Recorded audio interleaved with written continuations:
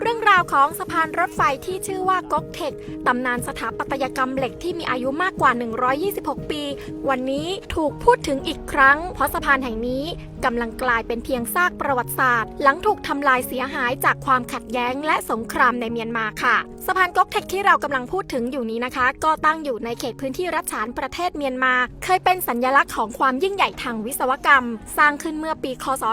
1899โดยบริษัทผู้รับเหมาชาวอเมริกันออกแบบโดยวิศวกรชาวอังกฤษค่ะแล้วก็ใช้เหล็กจากสหรัฐอเมริกาที่ขนทางเรือมาจนถึงย่างกุ้งก่อนที่จะประกอบเป็นสะพานข้ามหุบเขาที่มีความลึกกว่า200เมตรด้วยระยะเวลาเพียง9เดือนค่ะพอเปิดใช้งานนะคะเมื่อวันที่1มกราคมปี1900ก๊กเท็กก็ครองสถิติเป็นสะพานรถไฟที่สูงที่สุดในอาเซียนและสูงเป็นอันดับ2ของโลกด้วยความสูงที่102เมตรความยาวอยู่ที่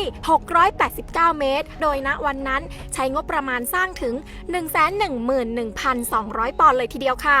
กว่าศตวรรษที่ผ่านมานะคะสะพานแห่งนี้นับว่าเป็นเส้นเลือดสำคัญของระบบรางในเมียนมาค่ะแล้วก็เป็นเส้นทางท่องเที่ยวในฝันของผู้คนที่อยากเห็นขบวนรถไฟ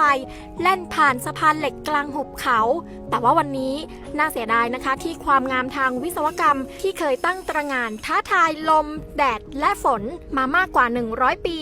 กลับต้องพ่ายแพ้ต่อสงครามและความขัดแย้งค่ะ